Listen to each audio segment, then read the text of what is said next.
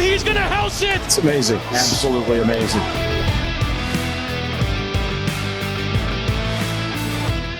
What's going on, everybody, and welcome to another Angle of Pursuit podcast, your NASCAR betting and DFS home. That is Brian Twining. I'm Kyle Robert.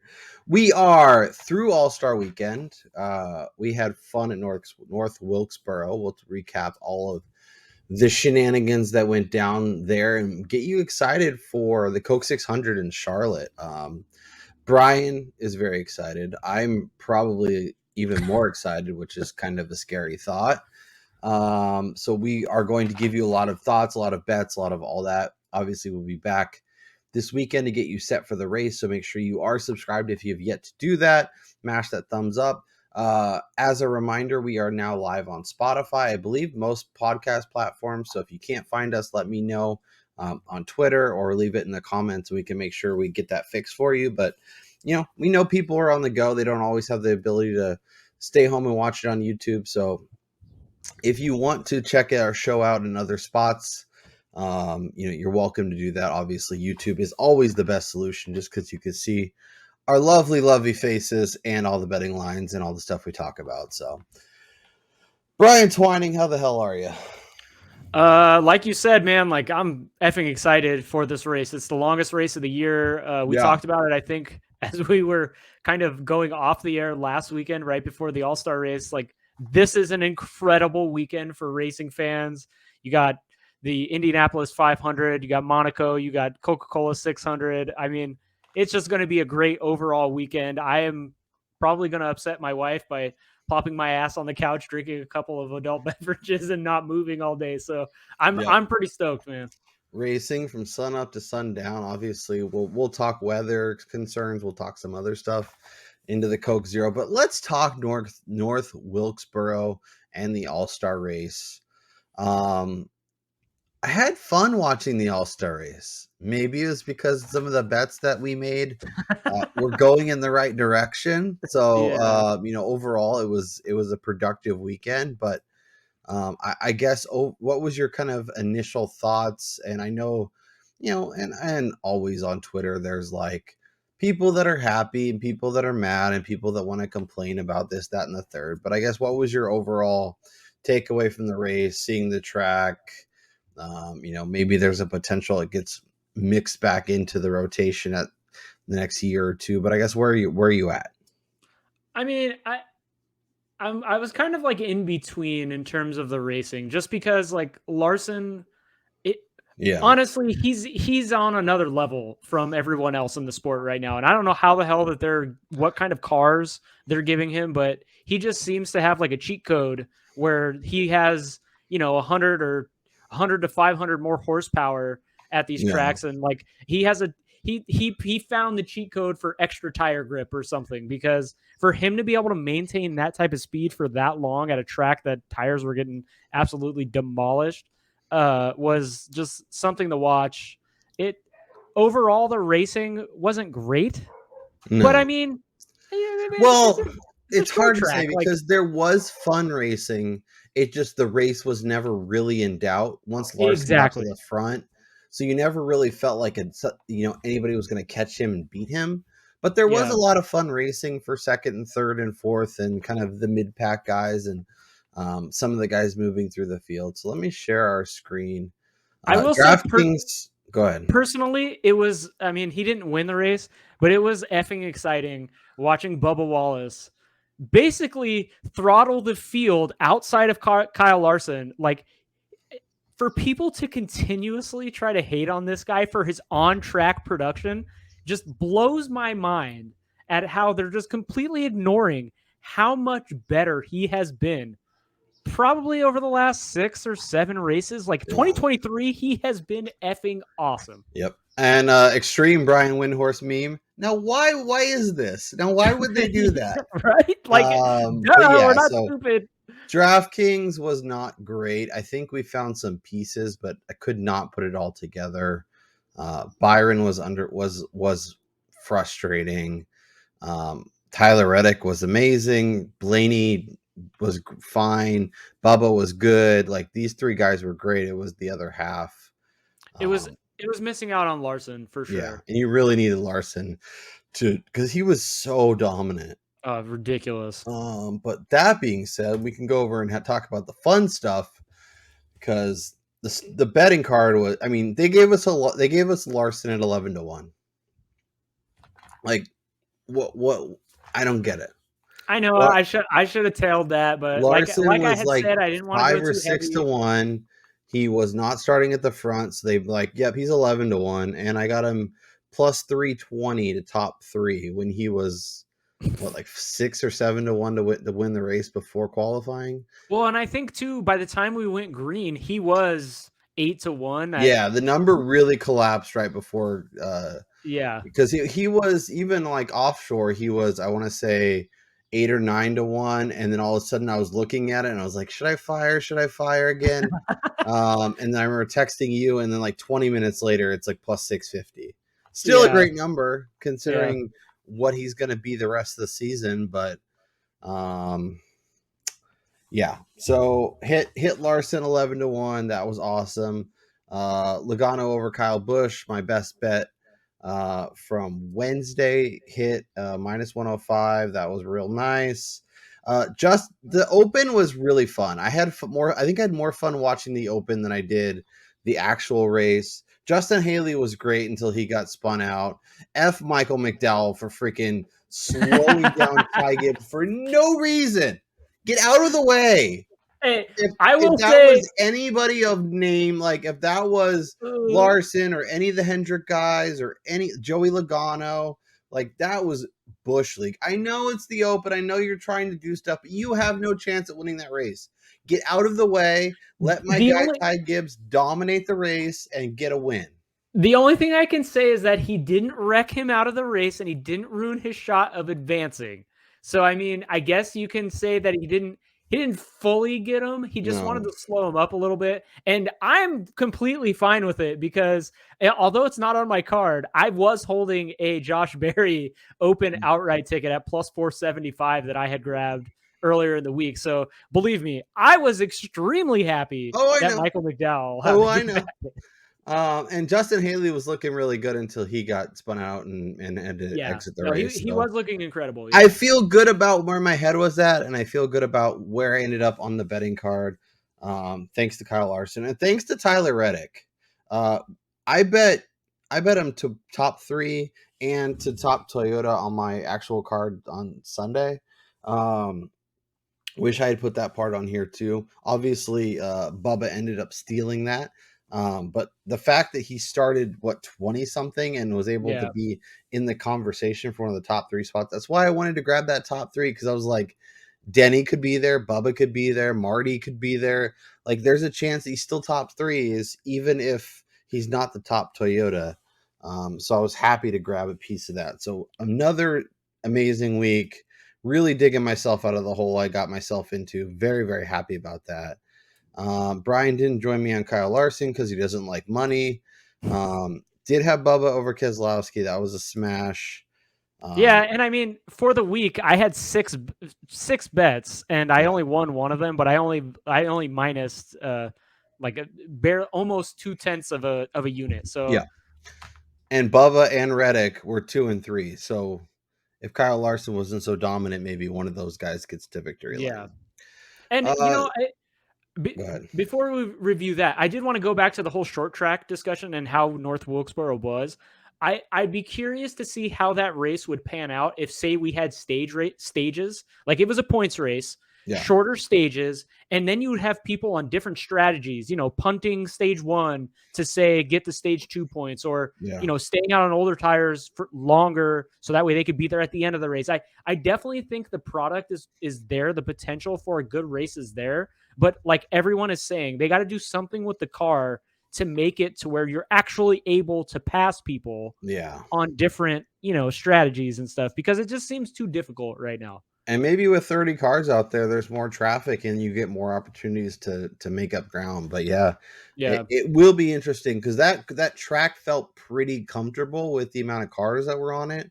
I am worried that once we add another 10 cars, what it looks like and how, if it's as fun or if it's a lot of like people just kind of moving around the track in a big glob of mess. So. Like I don't know if any of our watchers or listeners have seen these on like TikTok or YouTube. People do the die-cast NASCAR races where they do the frame by frame movements of the little cars. Yeah. Like that's kind of what it would be like. So up 13, almost 14 units on the season. Really hot couple weeks has really rebounded me. You've dug yourself out of a pretty sizable hole. You still have a ways to go, but you're making some improvements, and we got some fun races to get to. I'm very excited about Charlotte this week. A couple notes.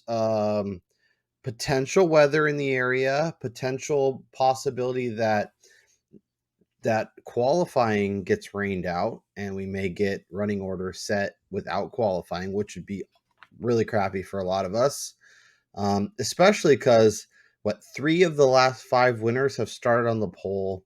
Track position is so important. Obviously, this is a long race, and in fact, there's 4 stages, which kind of breaks my brain because you look even on driver averages and there's stage 1, stage 2, stage 3, and then their finishing position is not the same as stage 3.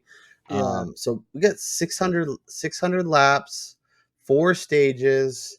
Very excited, but this is going to be a war of attrition. So you want to get on drivers that you trust, drivers that could make some noise. And I think you want to have some live bullets because there could be some issues early that drivers, even we saw last year, Kyle Larson was as long as almost 20-1 and had himself in a chance to potentially win the race at the end of the dang thing. So let's look at the odds.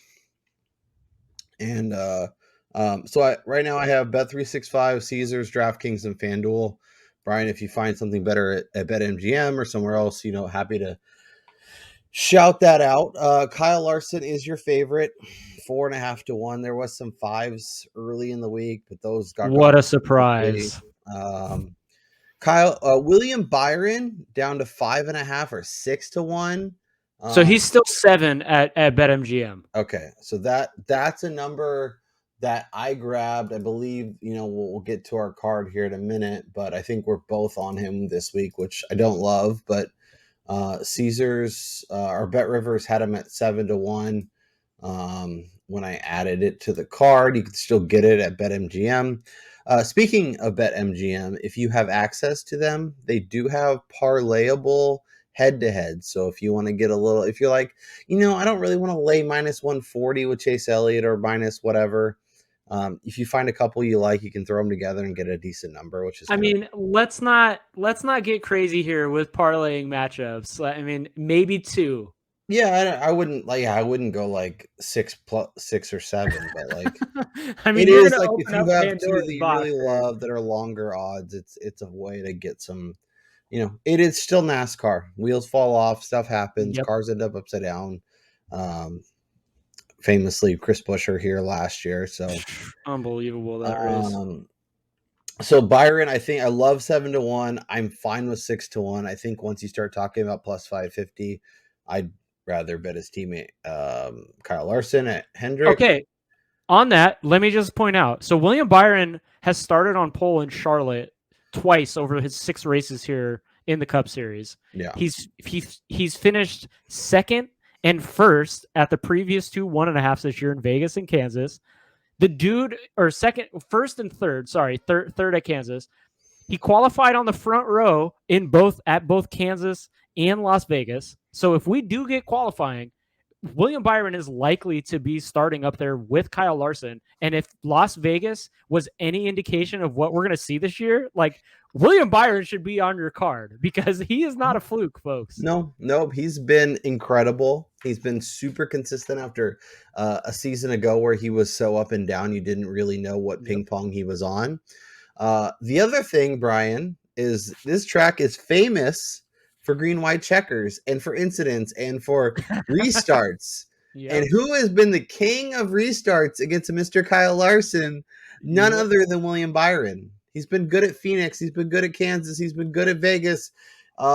He's had his moments at Texas and at Charlotte. Like there's a lot of comp for this race. I am so excited. He was the first name that I put on there at 7-1. You don't have to convince me. I think he's an incredible bet. And if plus 550 is the best you can get and you want to get on the train with us, there's plenty of room. But one more reason to back William Byron this week. Give it to this is his freaking hometown. The dude is from Charlotte. Mm-hmm. He hasn't won here in either the Xfinity or the Cup Series. And he's having his best season to date. What are we doing? Yeah.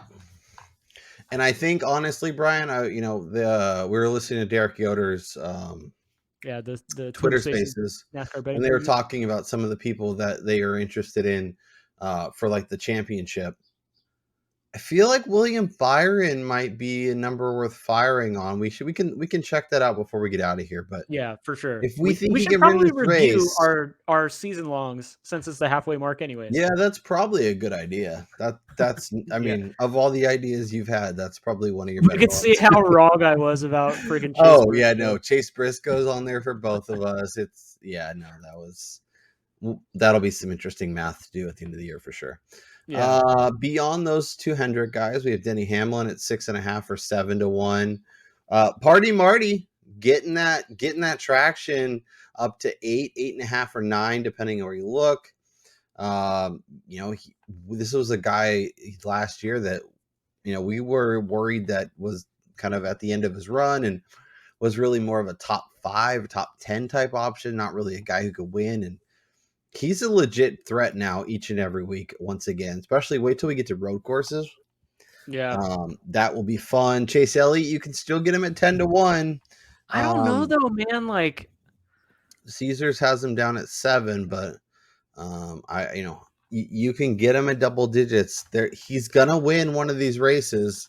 This is a spot where he could easily do it, and then once he does, he's gonna be up with Larson and Byron at 6.5, 7 at the worst. So okay, so I'm glad you said that, but are we fooling ourselves thinking that this is 2021, 2022 and not even taking our own advice or our own excitement and realizing that the Hendrick garage is Kyle Larson and William Byron and then maybe Chase Elliott now? I mean, but if Chase doesn't get hurt snowboarding and he's driving, it's a bold take, but instead of Josh Berry, I think we might be in a little. I think Larson's definitely the big dog. But I think Chase is right there. Chase is so important. Dude, William Byron has been so good, and then I agree. I feel like the top of the board has caught up to everybody except for Kyle Larson. I just think about how ridiculous Hendrick is. We're arguing who they're, how good, like Chase Elliott. Is he better than William Byron? What is the pecking order? They have 3 of the 5 or 6 best drivers in NASCAR right now. It's insane. Ross Chastain, 10-1. I think is going to be really popular this week. I think for good reason. I think he's another guy that thrives at the 1.5 miles, has looked good at Texas, has looked good at Kansas, has been really fast here. Obviously, some of his overall numbers are a little skewed just because of what he was driving, but ever since he made the move to Trackhouse, has been really dominant. Hasn't seen victory lane in a while. It's been over I think 50 something races at this point. So yeah, he is somebody that is a little more comfortable, top 3, top 5, top 10. But 10-1's a solid number for a guy who was as fast as he is. Let me just say, so he's 13-1 at BetMGM, which that's way better of a number. He's never qualified better than 10th here at Charlotte. However, we had the same discussion before Kansas. Mm-hmm. And what did he do? He put it on the front 2 rows, and the number plummeted. So honestly, right now, I would prefer to grab the 13. The 10, I'd probably be okay waiting to see what he does during qualifying, because say he qualifies at the back end of the top 10, you're probably still going to get that. Yeah. But if he puts this, say we don't get qualifying just because of where he is in the point standings, he's likely starting inside the top couple of rows. So you're probably getting a little bit of a better, or you're probably gaining value by taking that 13-1 number. Yeah. Before any of the qualifying stuff. My only concern with Ross, and the reason why in terms of an outright I'm not as optimistic, is in a track where you have to be consistent and not press too early and avoid wrecks and avoid nonsense. Yeah, and it's a long race. He's kind of been the king of finding ways to get into spots, especially a lot earlier than he wanted, or than he needed to, rather. Yeah. Is there a world where maybe he does that in stage 1 or stage 2 and still has so much time in the race that it doesn't really matter? Sure. But for me, it's hard to get to him. He feels like a good live betting opportunity where all of a sudden in stage 2, he has to pit during green flag or something, and he gets shuffled out, and all of a sudden he's 15th or 18th in the field. You grab him at 14, 15-1, and then all of a sudden he's moving through the field again really fast, and then he's in the front, giving you a chance to win at the end. So I love the number of you at BetMGM, the 13-1. Like, if I'm betting him, that's the number I'm betting him at. Exactly. Like I said, I would not be grabbing 10 right now. Beyond Chastain is where it starts to get a little interesting. Kyle Busch, 12-1 is your best number. You can get a 12-1s on Christopher Bell, who is 9-10 at some spots. So, I don't understand why they still don't have a picture of him. It makes no sense to me. Maybe wait. Maybe Christopher Bell is the Barry Bonds of NASCAR, and he refuses to allocate his likeness to any of these sites. Mm-hmm. Yeah, Barkley was the same way. What was John Dowd was his name in MVP baseball? Yes, and if you remember that, it's a throwback. That's awesome. So Busch and Bell are interesting. I don't know that I love either of them. Yeah. But fine numbers.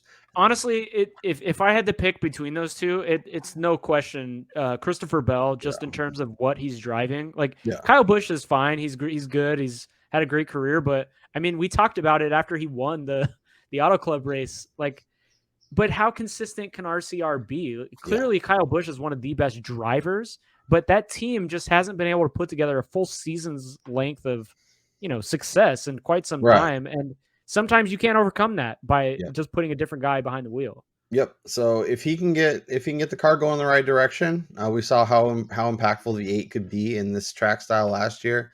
Was good at Charlotte. So if you like him and you think he can have a good week, the outright is probably the way to go. But I will take the former driver of the 8, who's now sitting in 45, and that's Tyler Reddick. He's 16-1, Brian. Yeah, and to warn folks, you're probably going to want to avoid William Byron and Tyler Reddick because they're both the 2 drivers that Kyle and I first added to our cards on outright. Yeah. So clearly neither of them is going to win. We do this completely separate. Like, I'll look at the numbers and see who I like, and Brian will do the same thing. And then when we catch up on Wednesday is when we start talking about who we like. Yep.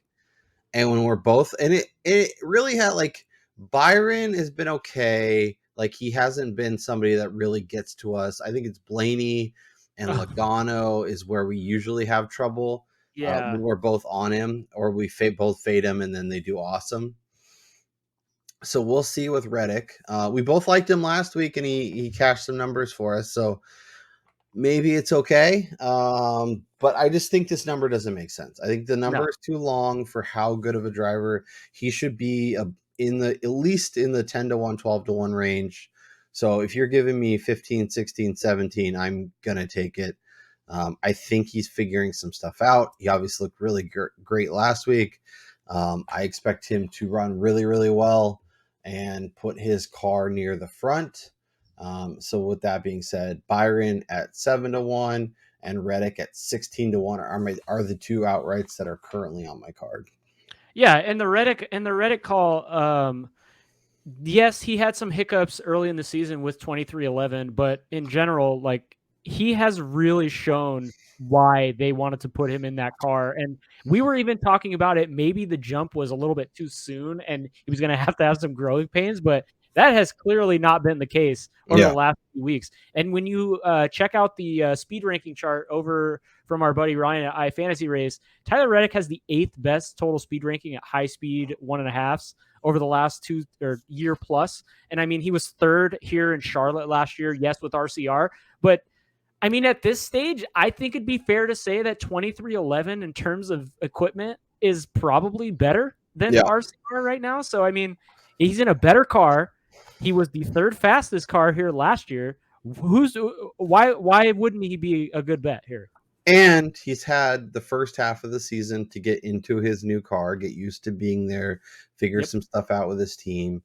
He got to run Kansas. He got to run Vegas. He got to run Phoenix. So they have some 1.5 experience, some fast experience, make some decisions. I think in 45 won both the Kansas races last year. Like, there's a lot to like about Reddick, about where he can be and what he can do. And he's driving the sickest paint scheme we have had in quite some time in the Tar Heel Blue Jordan brand 45 2311 car. You know for a fact that apparel will be on my head as soon as that hat becomes available. I don't know how I'm gonna get a piece of that, but I need some merch for that for sure. Like that paint, there was the white, the black and gray cement from last year that Kurt Busch drove. And then it was the Carolina Blue for this week are my 2 favorite paint schemes over the last couple of years. Like, they're incredible. I will say, like, why can't Bubba get any of these sick paint schemes? Like, he's Dr. Pepper, strawberries and cream or some crap. I don't know. Like, it's probably a sponsorship. I'm not really sure, but shouts to Tyler Reddick and his paint scheme. Speaking of Bubba, why can't he win the race this week? 25-1 at BetMGM. He is on my card. Like, why is his... okay. I think it's apparent that even the sports books have no idea how to price him. I mean, just look at the numbers that are on that list. And then you have BetMGM at 25-1. When this... Yes, he's not good at Charlotte, but he has debunked all of his previous shitty tracks so far this year. Yeah. And he's clearly been running as a top 5 car over the last, month plus. Yep. And he has a much wider range of outcomes. So I get why books are pricing him a little bit longer and why people might be fading him a little bit. At 615, at 16, I get it a lot more. At 20, I'm in. At 25, I don't want to get my outright card super long. So I'm trying to be patient. But that's a hell of a number. Yeah, and it's a matter of looking at value when you're trying like you're trying to look at return here when you're betting outrights, especially the longer guys. Bubba at 25-1, he's probably going to qualify top 15, top 14. Like that number is not going to go anywhere. And my thing with NASCAR betting is if I have access to multiple books and every book has in between a short range, and then there's one outlier that's 5 to 10 points better. Like, it's almost an auto bet at this point because it's just if every market has one way and one market's different. Like that's what we did when we were in Vegas for when I bet Byron. He was like 8, 10, 12 everywhere, and Circa had him at 17. And I was like, this doesn't make sense. Yeah. Like, well, I'm betting this because I liked him and the number made sense. So it's all about perspective. Bubba at 25 and Ross at 13 are on my short list to make the card. They haven't yet. I haven't typed them in, but my God, they're both incredibly tempting. Alex Bowman, welcome back to NASCAR. He will be back behind the wheel of the 48. Shouts to Josh Berry. Hell of a season, driving a bunch of really, really nice cars. Yeah. Expectations are he takes over for Harvick next year. We'll see if that comes to fruition, but looks pretty solid doing his thing. But Bowman is back 18-1. It's fine. I think I'd rather bet him top 3, top 5, top 10 kind of numbers. Well, and you've seen a couple people tweet about it today, mentioning dude just had back surgery. Yeah. He's going to sit in a car at Charlotte that has a degrading surface hours. for 600 miles, 400 laps. Like, that's going to be rough. Yeah. Yeah, so that's hard for me to get to from an outright, especially when I can get Bubba at 20, when I can get Reddick at 16. I'd much rather do that. But glad to have him back. Kevin Harvick, Ryan Blaney, Joey Logano, baby. Disgusting. 22-1. Brian, I know you're not a fan, but that number does not make sense. This is a guy who won Vegas to lock up his spot in the Final Four, where he won in Phoenix. He is a guy that's good on a mile and a half. However, look at what the Penske cars have done at both of those tracks. The fall off that they've suffered, and I mean, maybe the longer race allows them to make more adjustments, but I almost feel like they have to unload perfect. Yeah. Whereas like a Hendrick or even a 2311 or Joe Gibbs at this point, they just have to be okay, and they'll make the correct adjustments during the race day and be better than Penske over the long run. Yeah. That's my worry with him and Blaney. Yeah. And Logano last year got to 6th by stage 2. Was finished in 6th after stage 3, had an accident, and ended up finishing 20th. So there is some concerns, and obviously was running great at Vegas until the accident took him out and ended up finishing way in the back. I don't know that I'm going to get to him at 22, but he will make an appearance when we get into placings. I just think this number is it's too long. I think the fact that he's behind teammate Ryan Blaney, which if you like Penske, it's Logano and Blaney or just Logano. I don't think Blaney is going to be so much better and Logano is going to stink. I think he should be up here in like the 15 to 20 range with Bubba and Reddick and Bowman. So I think getting that kind of value at 22, it seems a little long to me. Beyond Logano for me, I'm not in Logano's even kind of teetering on the borderline. I don't know that from an outright perspective, there's anyone I'm really interested in. Is there someone, if you're looking for a little bit of a longer shot, that you're like, hey, there may be potential here. It's probably not going to hit, but if he gets his car in contention at the end, maybe finds a way to sneak it out. I mean, I've heard a few people. I mean, when we were listening to Twitter Spaces, I think it was, I forget who it was. Maybe it was Full Tank Phil. He was mentioning Ty Gibbs. Yeah. One of the guys on there. By the way, go listen to that show every Wednesday at 8 Eastern because there's tons of great. And it is available constantly, so you could go back and listen to it later, which is really good. But I mean, Gibbs has looked great. I mean, speaking of a guy who stepped into a cup car and made it look seamless, like he's been really good. And we've seen it before. Like Jeff Gordon got his first win in the Cup Series here. Austin Dillon got his first Cup Series victory here. Yeah. But when you go back and you look at the recent winners at this track, I mean, it's like the who's who of drivers, like Martin Truex Jr., Kyle Larson, Denny Hamlin. Like it's the top of the guys. So I really don't see myself getting to any of these longer numbers. Yeah, and it's also like if he doesn't get qualifying, he's not going to start close enough for me to feel comfortable. If we do get qualifying, maybe he gets in there. Yeah. See, because he would probably qualify well.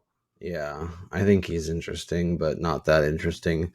There's Austin Dillon. You could get him. He's probably a better placing bet.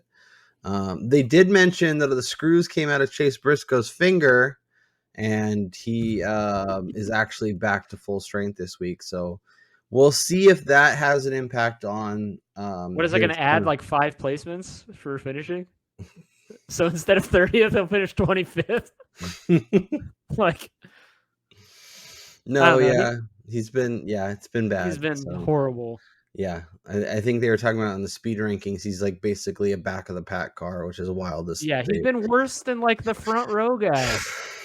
That's simply unacceptable. That's bad. Couch to SHR. Yeah. Stenhouse, no thank you. Someone was trying to pump his tires.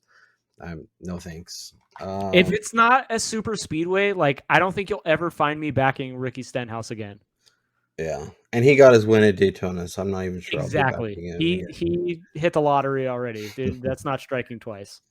Let's go top tens. We'll head over to Caesars here in a little bit, but I do want to look at a few things on Action Network before we head over.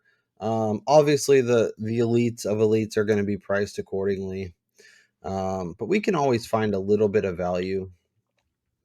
Once again, Brian, if you find good numbers on BetMGM that are more are a nice little upgrade, let me know.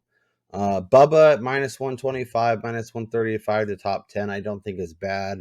I think I would rather back him for like a top 5, a top 3, because I feel like if he's not like super fast and in the conversation, something probably went wrong and he's like 20 something. Well, and I was just going to mention that, like, not to like bash his personality on the track, but he does seem to kind of lose his cool when stuff goes wrong in his car. So, I mean, like you said, if he's running, say, 9th or 10th and he's frustrated with the car, he's probably more likely to make mistakes than if he's battling for a top 5 position, in my opinion. So, yeah, and like this you is said, a long race. There's lots of opportunities for him to get annoyed, for him to get frustrated, for him to run up against Brad Keselowski or Joey Logano or other guys that are just going to make you annoyed. So, yeah, I think that's kind of where my head's at as well. Reddick minus 130 is fine. I wouldn't pay much more than that, but I do think top 10 for him is definitely in the range of outcomes. I think there's better opportunities to get a piece of him if you want him to have a strong performance. Logano minus 110 is on my. Actually, I got it. Let's see if it's still available. Yep. BetRivers, Joey Logano top 10 minus 105 is on my betting card. gross. I know, and that makes me feel so much better. I feel like I need to bet him. I hate him so much. I just think he'll be. I think he'll be a really solid performer. I don't know that he'll necessarily win, but I think he's going to be right there. Maybe he finishes 7th, so I'd rather take the top 10 than the top 5. But wouldn't fault anybody who went that way either. There was some Brad Keselowski top 10 buzz on, and I'm kind of here for it, but like he's just been solid. RFK's been so much better this year. And honestly, I think if you bet Brad, you should we'll get down to his teammate, but I think taking a little bit on Busher makes sense too. I was just going to say, like, if you like RFK, I would punt on Brad and just take the much larger number on Busher. Gibbs at plus 190, I think is fine. Yeah, Busher, you can get a 380 at FanDuel. I think that's a good number. And in fact, I'm gonna add that. Yeah, I haven't really backed him at all this year, but I do think that the number on Gibbs is pretty nice. Especially, obviously, this would be predicated on us getting qualifying, because if we don't get qualifying, he's probably starting, mid pack, and you probably get a better number. That being said, he hasn't been great at the 1.5s. I mean, he's had some issues at both Vegas and Kansas, but he was running really fast at Kansas before wrecking out. And then in the Xfinity Series and his 2 races there at Charlotte, obviously they only ran 200 laps. He won and finished 2nd in those. So, I mean, he's clearly pretty skilled at this track type and driving a great car for JGR. He's clearly been pretty damn good just in the Cup Series in general, 4 top 10s in the 13 races so far. So, I mean, if you can get the pre-flop number at almost 2-1, hoping we get qualifying and he puts it inside the top 10, like, you're not going to find that afterwards. I agree. I totally agree. Beyond there, I don't think I've really interest. Dinger to top 10 at like 8-1. Kaulig is trash, man. Look, yeah, Dinger especially is a for great more of a driver, and marathon race. I am a little worried that he can't keep that car together for. I was just gonna say, like, we again. I mean, I'm gonna sound like a broken record here, but we along with pretty much everybody in the space talked about how 2023 was going to be the return of the big dogs in the next gen cars, and although these are supposed to be like leveling the playing field, the big dogs are the ones that are able to sustain the cars longer over the long runs and just keep them together. And you're finding that at these longer races that the crappy teams are falling to the back. Yep, and the better teams have the better engineers who are able to kind of keep it where it needs to be for a lot longer. So and they keep the cars together for a longer run. Like I mean, BetRivers has William Byron to top 5 at plus 125. That is going on the betting card. Minus 120 is fine. If you're going to give me plus money to top 5, I'm going to take it. I love me some Willie B, and I'm going to kick myself if he finishes third or fourth, and I don't have a little piece of that. Man. You going to join me? I don't want to go like, I don't want to have like the same card, but we find ways to differentiate. I've been missing out like last week with Kyle Larson. Ross Chastain at plus 140 to top 5 is pretty nice. What's Reddick? 2-1 to top 5. My word. I don't want to load up on top 5s just because there's so few spots where that can actually happen. Yeah. 2 plus 250 for Bubba to top 5. See, I'd much rather bet that than the top 10. Oh well, yeah, you're getting more than double the value for 5 spots. Yeah. And like we said, if he's running inside the top 10, he's probably a top 5 car, not a 10th place car. And Logano is 3-1 instead of minus 105 to top 5 instead of top 10. So I don't think that. I'm gonna join you on the Byron. Come on in. You were already there. I didn't guide you to water. Hold on. Give it to me. If that's okay. Kyle Larson's top 5 at BetRivers is minus 112. Yeah. Look, if he avoids issues, there is no way in this world or universe that he is not going to finish top 5. Like, yeah. All right, you bet Byron. I'm gonna add Larson. I like it. I probably should too. I will say this is a good week where if you have thoughts on Indy or potentially Monaco, it could be a fun week to parlay a couple outrights. Max Verstappen times a million. Max Verstappen at plus 125 plus Kyle Larson, could be fun. You probably won't get this before the golf tournament, but Scotty Scheffler with Larson, with Byron, fun little parlay to put together. We'll see what happens, but Bryson at the Live event. No Jordan Spieth finally playing at home this season. I mean, he did look good last week. His wrist seems to be better. It's just I'd rather he's long enough where I'd rather just bet him to win the race or to outright. Yeah, that makes sense. Whereas Scheffler is like 4-1, and then Spieth's like 16. So it's. I was just gonna say, like, the expectation is that Scotty Scheffler is gonna. When he's 4-1 and the next guy is 16, 17, and 20, like you. yeah, exactly. But I'm not betting Scheffler at 4, just like I don't bet Max Verstappen, although I probably should.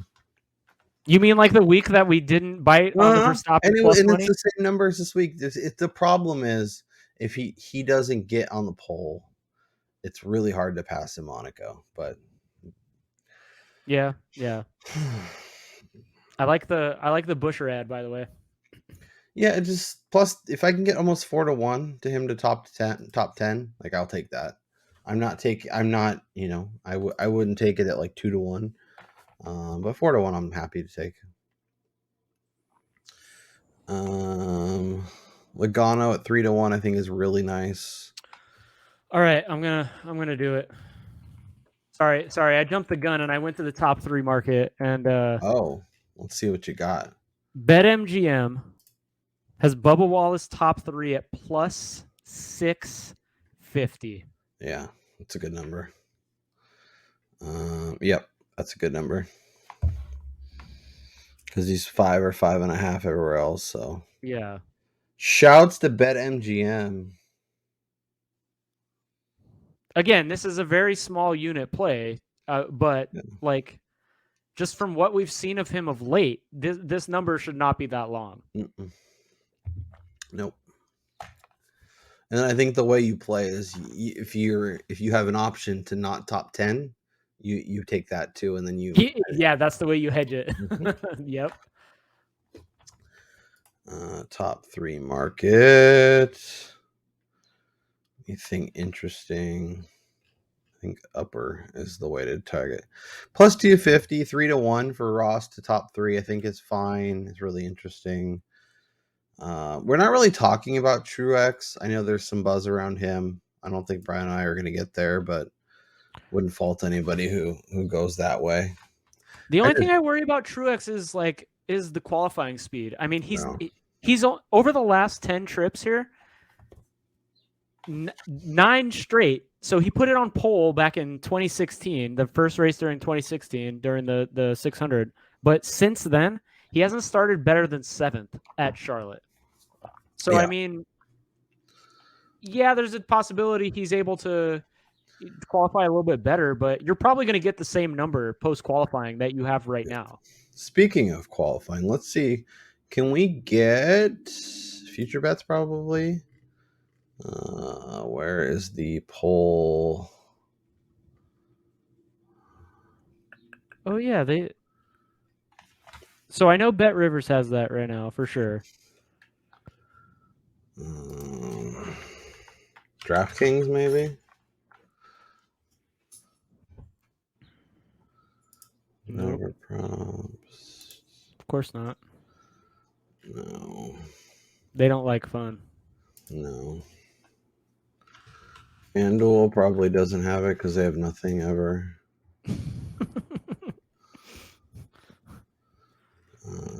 Top 3. FanDuel's really fallen by the wayside in the.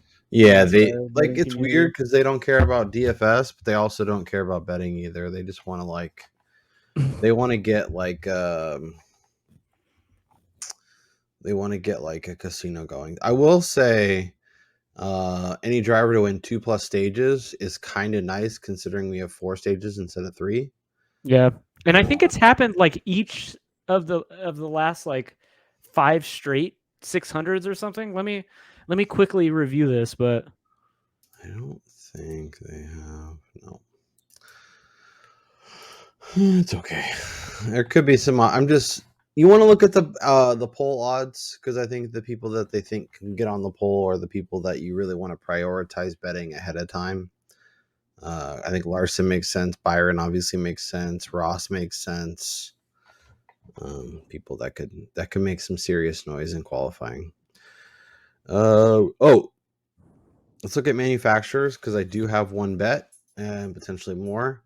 Tyler Reddick plus 550 to top Toyota. I'm on the Tyler Reddick train all week. I like him to perform really, really well. I got him at 16. And I am on him to top Toyota at plus 550. Bubba is also there at 5-1. I think he makes some sense. You like how they shortened these from last week? Yeah. Yeah, isn't it wild that they had less cars and we got 7-1? Right? Isn't that crazy? But we also knew that he was starting way back. Yeah, and going back to the driver to win 2+ stages, it's happened in 4 of the last 5 Coke 600s. The Coke 600, the top Ford, I don't love any of them this week. So if you have a strong feeling, like say Joey Logano at plus 225, that feels pretty nice. Blaney at 3-1. Either 16-1 for Chris Buescher. Pardon my French here. How the fuck is Chase Briscoe have a better number than Chris Buescher to and finish. It's not just a better number; it's 11-16. What are we doing? I don't know, but I need to find a head-to-head so we can take advantage of that nonsense. And then Top Chevy, I feel like is more of a mess because, like, you basically need the winner. If Larson, Byron, Elliott, and Chastain don't win, one of those guys is going to be in the top 3 or top 5. Okay. Scenario for you though. Give it to me. We're coming to a green-white checkered. Ross takes out Kyle Larson. Ross Chase is on the Elliott's front row 7th. next to William Byron. With Larson behind Byron, and Chase Elliott is behind Chastain. Chase Elliott is instructed to spin Chastain out into the wall, which dominoes into Byron, who throttles down Kyle Larson. And so then you're it's saying we should bet Alex Bowman at 8-1. The 9th spot. Alex Bowman. It's definitely feasible. That's all I gotta say. Like it. If you ain't, yeah, I don't know. Let's see. Let's go to the head-to-heads. Scheduled? No. Yeah. Yeah. Okay, so I do have one head-to-head currently. I will maybe add a couple more. Tyler Reddick over Chris Bell is on my card. Plus money with Reddick. I love Reddick this week. If he doesn't perform well, it could be a rough week for my card, but I expect him to be pretty solid. So I think that's pretty nice. What I mentioned earlier about Logano and Blaney, if Logano performs well, and if Blaney performs well, Logano will be with him, where the vice versa may not necessarily be true. And as the head-to-head odds will show you, that is the case. I'm doing it. Finally going back to it. Blaney over Logano. Let's go. Oh, thoughts and prayers to your money, sir. You give me plus money on this, I'm taking it. Bubba over Chase Elliott, I think is fine, but I'd rather bet Bubba to top 3, top 5 at that point. Yeah, I feel like Bubba's been fantastic, but still in the back of my mind, I have these like worries that something bad is always going to happen with him. Yeah. So I would much rather take a dart throw on him rather than rely on him to finish ahead of even somebody who's floundering a little bit right now, in my opinion, in Chase Elliott. If you had to take an old versus a guy that we think can win the race, would you rather take Kevin Harvick over William Byron or Brad Kay over Ross Chastain? Oh, Lord. I think Keselowski is probably the safer answer. I was just going to say I'd probably go safe too. But the problem is that Keselowski wrecks too. But I think Chastain having an incident and being out of the race is a lot higher than Byron having an incident and being out of the race. Oh, for sure. Yeah, I would probably go with Keselowski over Chastain than bet against William Byron. In the head-to-head of the week that Twitter is all about, Austin Dillon over Chase Briscoe. It's up to -165. I want to take Briscoe just because I'm the contrarian in me cannot contain myself. Like, Briscoe's been bad, but Austin Dillon isn't exactly setting the world on fire. He also likes to get in accidents. He also likes to have issues.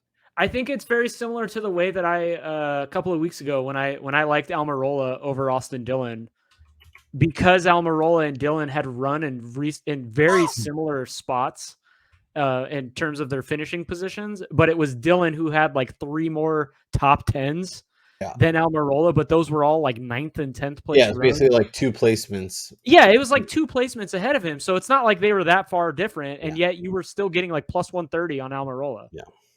I think I found the bet of the century of the week. Chris Buescher over Stenhouse over Ricky Stenhouse. Like what are we doing here, folks? I mean, for what it's worth, Stenhouse has been better of late, but he just can't avoid the wrecks. Like,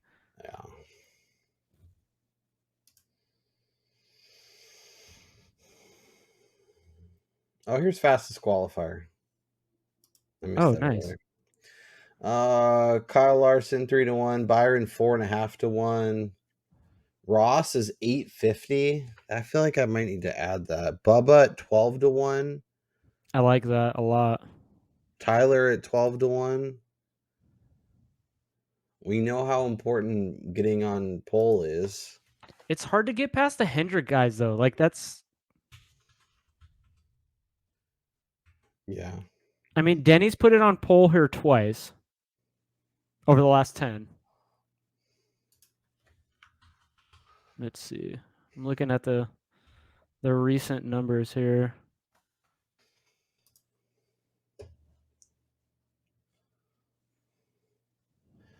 We're worried about Alex Bowman maintaining long term, but do we think he can make the pole at 18-1? Dude, I was just gonna say Alex Bowman is kind of a ringer when it comes to qualifying. Plus, you get some of that Hendrick exposure without paying the full price. That being said, only twice has he qualified better than 7th. He did put it on the front row, though. He was 2nd. All right, I added Reddick at 12. I added Bowman at 18. I'm just putting a quarter unit just because I want some exposure to pole. And I think those numbers just are have good. something here. I think Ross at 850 makes sense. And I just like, we know how important starting up front is, how important getting that pole position is. So if we think a guy can be fast and be really, really strong, there's a good chance that they'll be in the conversation for one of the couple front spots. And if you can, get the right amount of sunlight on Saturday, and of course, by putting these on our card, we'll probably get washed out and end up getting the grid started. But that's exactly. Fine. Ooh, I'm gonna add one more matchup that I just noticed. Okay. Just for fun. I'm gonna head back to Action Network and see what matchups they also have. Bubba over Martin Truex Jr. at BetMGM is plus 135. Is that the best number you can get? I thought I saw a better number. I may be getting a little over my skis here, but you can get Bubba over Chase at 120. No, I feel like that's good. Yeah, I feel like that's really good. Blaney over Logano. I mean, I've never been ashamed to say I'm a Bubba apologist / fan. So yeah. I mean, Truex versus Hamlin.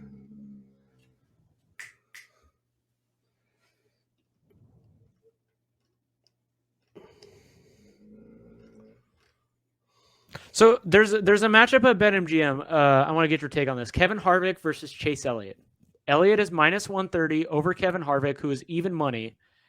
And you're talking about an old and Kevin Harvick, who is one of the best long run racers the sport has seen. Yeah. And then you have Chase Elliott, who he hasn't quite looked like himself. I think we've seen enough out of the past couple of weeks to feel like that's probably set correctly. I wouldn't line up with Harvick. If we were like Bristol or something, maybe I'd be a little more interested. But at this point, I just can't do it. I won't do it. Oh, here's another really interesting one. Daniel Suarez versus Brad Keselowski. Yeah, I was looking at that. Suarez is a minus 134 favorite in that matchup. You want to speak of an interesting one? I think let's see, where was it? There was some group betting in future bets.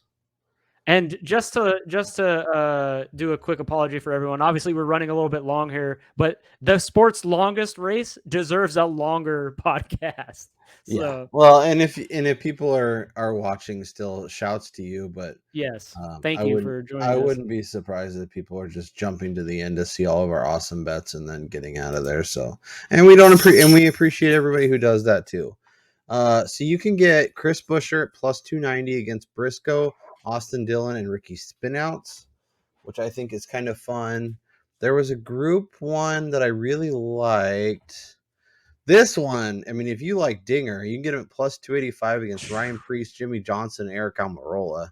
Yeah, and Jimmy Johnson is somebody we haven't even mentioned, that he's back running the Coke 600. He's running that 84 car. Like, do we have any expectations for him to even be competitive here, or is he going to be running multiple laps down? It's Legacy Motor Club. Like, I have no interest. I mean, might as well put him in a Rick Ware car. I mean, that's saying something, but I do kind of agree with you. Like, if I could find some Jimmy Johnson matchups, I would probably want to fade him. Yeah. It would depend on who he's going up against, but yeah, I'd be interested for sure. All right. Brian, let's review the card. Let's give the people our best bet as we sit here today on Wednesday, and let's get the hell out of here. So, with that being said, you even moved it. Perfect. So, I have 2 outrights. I have Byron. I have Reddick. I'm really tempted to add the Bubba. I'm tempted to add a Logano. I haven't added either. I'll tweet it out if I do between now and then. Obviously, I want to save a bullet or two for post qualifying if we get it. And then obviously live betting opportunities I think are going to be clutch at this race with so much time to get them in. I have Logano top 10. I have Reddick over Chris Bell. I have Reddick as top Toyota. I added today Chris Buescher top 10, William Byron top 5, Chris Buescher over Ricky Stenhouse, and then 2 poll bets, small unit plays, Tyler Reddick and Alex Bowman at 12 and 18 respectively. Brian Twining is on the Byron train. Brian Twining is on the Tyler Reddick train. He added the Bubba because he's much smarter than I am. Ty Gibbs, top 10 at almost 2-1, I think is a really nice number. He puts that car anywhere near the front. That number is gone. The Larson top 5 at BetRivers, mind-boggling, minus 112. Bubba, top 3, 650, I think is really nice. As I mentioned, I'm team Bubba does really well or has a bad race. So take the top 3 or top 5. Don't take that top 10. But Blaney over Logano because Brian likes to lose, and Bubba over Truex at plus 135. Brian Twining, as we sit here on Wednesday, what is your best bet? Oh, well, I just think it's time to do it. Blaney over Logano is my best bet for the Coca-Cola 600 from Charlotte Motor Speedway. I'm in full Joey Logano fade mode this week. It's only going to be a 2-unit play, but Ryan Blaney has shown tremendous speed at multiple tracks this year. I think he's been a little more consistent than Joey Logano, not with the giant waves of roller coaster rides of how their cars looked. And I just think over the long run, Blaney will be able to put it slightly ahead of his teammate. Yeah, I don't agree, but more power to you. And that's why we're here. I mean, I thought for sure you were going to go with the Kyle Larson, and I'm really, really tempted. It's just I don't want to give out one of my best bets as one at BetRivers that may or may not be gettable by most people. Yeah. So it's hard for me to do that. That being said, my best bet as we sit here, I'm going to go with your boy, Christopher Buescher, over Ricky Stenhouse. I just trust RFK more. Yeah. I think he can keep that car on the track, and I expect him to have a strong race. Maybe he doesn't top 10. Maybe he's like 12 to 15, but I think that will be good enough to get in front of Richard Stenhouse Jr. Minus 120. I put in 3 units on that bad boy and looking to cash me a winner. Thanks to everybody who hopped on and enjoyed the ride with us. Always let us know down in the comments, what is your best bet for the race? Who do you like this week? We're always interested. Who are we wrong on? Let us know. We also interested in that. What are we missing? Who should we be betting? Who shouldn't we be betting? All that good stuff. And why are we stupid to not have Kyle Larson on an outright already? Yes, neither of us added him because we don't like money. Make sure you subscribe if you've made it this far. Make sure you hit the like. Really does do a lot. We really want to get to 1,000. When we get to 1,000, there will be prizes. There will be fun. There will be excitement. Everything will happen at that point. That is Brian Twining. I am Kyle Robert. Enjoy the rest of your week. We'll be back to get you set for Sunday's race. As a reminder, it's a little later in the day. So if we get a rain out, maybe we can record earlier and get it to you as soon as possible. Yeah. Most likely Sunday morning, but you'll have plenty of time to sit down, to enjoy it, and get that betting card in line because there is a lot to be excited about. For Brian Twining, I'm Kyle Robert. We'll talk to you.